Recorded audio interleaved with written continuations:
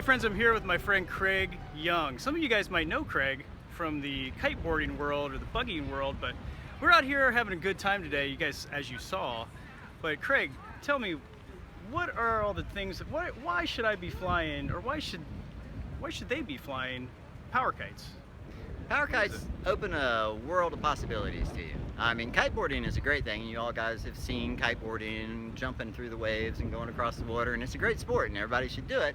But it takes some time to learn how, and it's going to take a learning curve, and you know, there's some physical parts of it. Anybody can do it though, so it is a possibility. But the power kite is your entrance into it.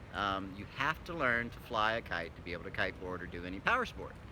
This kite can pull you on anything. Once you figure out how to make force with the kite and turn it off and turn it on, then you can drag yourself around with anything. We've got kite buggies that look like the big wheels that we used to grow up on that we can go scorching across a field or a soccer field or sand or dirt. You can ride something that looks like a skateboard with straps on it, basically. That's called a land board? Land board, right? Or ATV, actually. And then whatever you want to. You come up with your little red wagon or anything you want to, you can pull yourself with that with a kite. It's all up to your imagination. Yeah, skateboard, longboard in a parking lot with a very small trainer kite, we're in business. But the key is to spend the time with the power kites, with a smaller kite, learn to fly it. It's like going water skiing. If you go water skiing and you have a really bad boat driver, you're not going to have the ability to have a very good day. You're going to just go back and forth and fall up and down because the guy's throttling up and down and turning left and right. That's the same thing that you're going to experience with the kite until you learn how to fly it. But once you do, you're golden, and it comes very quickly. It's non-intuitive. You're going to make mistakes. Mistakes are good. Mistakes are how we learn in kiteboarding. You very quickly learn how to not make yourself go forward in the water or do a face plant or whatever. And it is a very safe sport. Our gear has become to the point now that there are ways out of everything. There is no real danger to it, unless you're stupid and try it by yourself and don't have somebody explain all the safety systems to you. But you're totally safe in the sport. Got students from 8 to 84 years old. Anybody can do it. Get a power kite, do it. 8 years old is the youngest? 8 years old. That you've Actually, there's one that's 6 that he started, but his dad's a pro kiteboarder, so that one doesn't count. Yeah, right on. I see that. And he now at 11 is a competing pro kiteboarder. So for somebody who doesn't know anything about kiting, that's maybe never flown a power kite before, how long do you think it would take for somebody to learn if they're interested in seeing what this is like? The power kite is very easy. It's going to seem Greek to you initially for about 10 minutes, but then once your brain adjusts a little bit to something brand new, it's just like everything else, you're going to be fine with it. You're going to progress very quickly. You can learn to fly a power kite easily in a day and move yourself around on a buggy or pull yourself through the sand or do all sorts of things with it. To learn to kiteboard, once you've got the kite skills, it's going to take you 2 to 3 days on the water. Basically a process of making mistakes and figuring out, okay, I won't do that again. But it's a very quick process and very easy. And with the current gear that we've got, it's a simple sport to learn, and it will change your life. Everybody who has learned this sport gets very addicted to it. It's you, the wind, and a piece of fabric. And there's no other mechanical stuff. I don't need to put gas in the boat. I don't need to do any of that stuff. And anywhere I travel in the world, I can take that kiteboarding gear in a backpack and have fun. Speaking of that kiteboarding gear, if you wanted to get started in this, the kite we were flying today is a trainer kite. Sure. And you need a trainer kite to learn if you don't have any experience. So what would you suggest for somebody to pick up? Trainer kites are definitely the way to go. And the cool thing about them is that they're a lot of fun for everybody. Your trainer kite, once you learn the basic skills on it, your friends, your kids, everybody's going to want to learn to fly the thing. It is just a blast, and it's just a lot of fun. And because it's soft, you can't destroy it like you can some of the hard kites. So if you do have mistakes and issues and stuff, you're not going to really have a problem. Both Prism and HQ and a bunch of different manufacturers make small trainer kites that range from $50 to $150, depending on how big you want to get.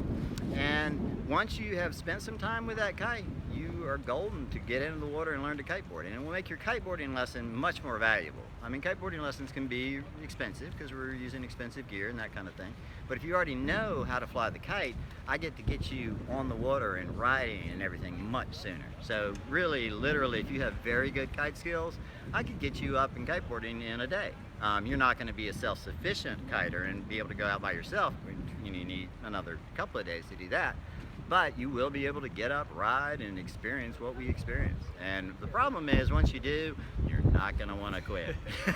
So when they do want to take the next step and they already have a trainer kite, Right. where do they go to get lessons? How do they find out where this occurs? How do you get lessons? There are two organizations that basically certify instructors for kiteboarding. One is PASA, P-A-S-A, and they have a website, pasa.org, as well as IKO, which is the International Kite Organization. You can look at the website of both of those companies and they will list certified instructors. They will tell you where there's an instructor in your area and who it is and how to get in contact with them. Cool. And obviously it's usually at a beach type area. Kitty Hawk, North Carolina, and the whole Outer Banks area, Nags Head, all through there. For the East Coast, it's a spectacular place to do it because it's not crowded at all. Florida, it's possible. There are definitely some good locations there, but definitely more people there in terms of an issue. California, the water's a little colder, so a little bit more issue there. South Padre Island in Texas, a spectacular location. But if you Google kiteboarding, you'll come up with a list of stores and locations and stuff, and everybody in this industry is very helpful and cooperative. Make a phone call. Go, I'm thinking about coming to the Outer Banks, or I'm thinking about going to Texas, or wherever it is, and talk to these guys and ask them, tell them, okay, what's the wind going to be like, you know, what's involved in your lessons, what do I need to know, all that kind of thing. But there are a lot of locations around the U.S. and around Europe and in the Caribbean, by the way. The Caribbean is an incredible place to learn to kiteboard, much easier in terms of just stand up and do it again because of the clarity of the water and how shallow it is, and the white sand and the warmth and everything else. Wow. It's become a little bit more of an issue right now, back from the Caribbean, because I got sort of wiped out by the hurricane. Yeah. But it's given me the opportunity to be back in the States and tour the States and visit a lot of people and start teaching again here, which is going to be a good thing. Hey, well, thanks for talking to us, Craig. I appreciate it. Well, great meeting you, Hopefully and you I'm guys, really glad you came out to this festival. This has been an amazing kind of event here today. We had a lot of rain and a lot of conditions that were kind of weird, but really amazing. And it's all about flying a kite, no matter what it is. Fly a kite. Just get out there and do it. It's lots of fun. I mean, it's the one thing that you can do with your kids and pass on and do as a group that, you know, there are no consequences to. There's no downside. There's no negative to this. You can't overdose. Yeah, you can't overdose. Have fun. Yeah. Fly a kite. Yeah, and even if you got a trainer kite, that's something you don't have to go into these power sports, but that's a fun kite to fly. All by itself. Yeah. It give you exercise. It's actually great exercise. Yeah. We're kind of out of breath over here before we started talking. So. Yeah. We were actually dragging ourselves down the beach today with the kite. Yeah. So when you can't do anything else, you don't have anything to ride on, you just drag yourself through the sand. It's pretty cool. Well, thanks a lot, Craig. Great meeting you. Yeah. Glad you came out to the event.